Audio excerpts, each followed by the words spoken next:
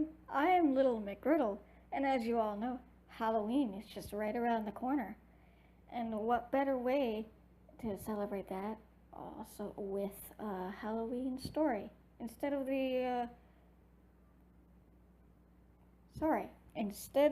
fairy tales that I will be reading every Friday. I decided to read a Halloween themed story because it seemed appropriate. And what I'll be reading is The Little Bat Who Wouldn't Go to Bed. The author of this story is Clara Dillingham Pearson. So I hope you all enjoy this story. Come, said Mama Bat, flying toward her home in the cave. It is time that you children went to bed. The eastern sky is growing bright, and I can see fleecy clouds blush rosy red as the sun looks at them. The little bats flitted along after her, and Papa Bat came behind them. They had been flying through the starlit forest all night, chasing the many small insects that come out after the sun had gone down, and passing in and out of the tangled branches without ever touching one. Indeed, Mama Bat would have been ashamed if children of hers flew against anything in the dark. There might be some excuse for such a mistake in the daytime, for bats' eyes do not see well then, but in the night-time she would have scolded them. Well, then they would have deserved it. For bats have the most wonderful way of feeling things before they touch them, and there are no other people in the forest who can do that. There are no other people who can tell by the feeling of the air when something is near. And the bats made fun of their friend, the screech owl, once he flew against a tree and fell to the ground. And now the night was over, and their mother had called him to go home. One of the little bats hung back with a very cross look on his face, and twice his father had to tell him to fly faster.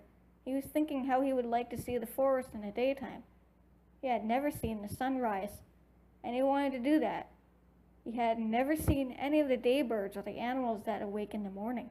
He thought it was pretty mean to make the poor little bats go off to bed the minute the stars began to fade. He didn't believe what his father and mother said. They wouldn't have a good time if he did stay up. He had coaxed and teased, but hadn't made a bit of difference. Every morning he had to fold his wings and go to sleep in a dark crack in the rock of the cave. Hanging head downward, close to the rest of the family, their father said that there was never a better place to sleep in this same crack. And it certainly was easy to catch on with the hooks at the lower ends of the wings when they hung themselves up for the day.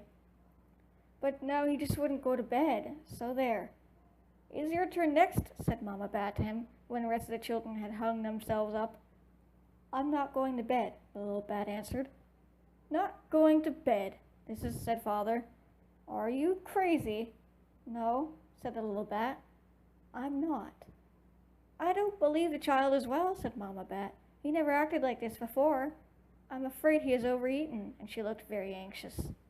I am well, and I haven't eaten too much, said the little bat. I think you might let a fellow have some fun once in a while. I've never seen the sun in my life, and there are a whole lot of birds and animals in the forest that I've only heard about. Papa and Mama Bat looked at each other without speaking. I won't go to bed, said the little bat. Very well, said his father. I shall not try to make you. Fly away at once and let us go to sleep. After he had gone, Mama Bat said, I suppose you did right to let him go, but it seems too bad the children have to find out for themselves the trouble that comes from disobedience. The little bat flew away feeling very brave. He guessed he knew how to take care of himself. Even in daylight, he felt sorry for his brothers who were in the cave, but he made up his mind that he would tell them all about it the next night. The eastern sky grew brighter and brighter. It hurt his eyes to look at it, and he blinked and turned away. Then the songbirds awakened and began to sing. It was very interesting, but he thought they sang too loudly. The forest at night is a quiet place, and he didn't see the sense of shouting, so even if the sun were coming up, the night birds never made such a fuss over the moon. And he guessed the moon was as good as the sun. Somebody went scampering over the grass, kicking up his heels as he ran. That must be a rabbit, thought the little bat. The screech owl told me that rabbits run in that way. I wish I could see them more plainly. I don't know what is the matter with my eyes. Just then, a sunbeam came slanting down through the forest and fell on his furry coat as he clung to the branch. "Ow!" he cried. "Ow, how warm it is! I don't like that. The moonbeams do not feel so. I must fly to a shady corner." He started to fly. Just what was the matter, he never knew. It may have been because he couldn't see well. It may have been because he was getting very tired, or it may have been because the strangeness of it all was beginning to frighten him. But all events, he went down, down, down, until he found himself pitching and tumbling around in the grass. A crow had seen him fall and cried loudly, "Come, come, come," to his friends. The rabbits who were feeding nearby came scampering along, making great leaps in their haste to see what was the matter. The goldfinches, the robins, the orioles, the woodpeckers, and many other birds came fluttering up. Even a blue jay sat on a branch above the bat and shrieked, "Jay, Jay, Jay," to add to the excitement. And last of all, the groundhog appeared, coming slowly and with dignity, as a person who can remember his grandfather should do. "What is the cause of all this commotion?" he asked. He might have said, "What is the matter?" and then they would have understood him at once, but he was too haughty for that. He thought he had to use big words once in a while to show that he could. If people didn't understand him, he was willing to explain what he meant. "We've found such a queer bird, sir," said the biggest little rabbit, without waiting to find out what a commotion was, just see him tumble around. "Bird? There is no bird," said the woodpecker. "Look at his ears and his nose. He hasn't even a bill." "Well, he flies," said the biggest little rabbit, "because I saw him, so he must be a bird." "Humph," said a chipmunk. "So is my cousin, Flying Squirrel, in a way. Yet he is no more bird than I am." "And this fellow hasn't a feather to his skin," cried an oriole. "I don't say that my son is right," said Papa Rabbit, "but this creature has wings," and he gave the bat a poke that made him flutter wildly for a minute. "Yes, but what kind of wings?" asked the goldfinch. "A pair of skinny things that grow on his legs and have hooks on both ends." "He must be a very stupid fellow at all events," said the groundhog. "He doesn't talk or walk or eat or even fly well. He must come of a very common family for my part. I am not interested in persons of that kind." And he walked away with his nose in the air. Now the other forest people would have liked to watch the bat longer, but after the groundhog had gone off in this way, they thought it would show too much curiosity if they stayed.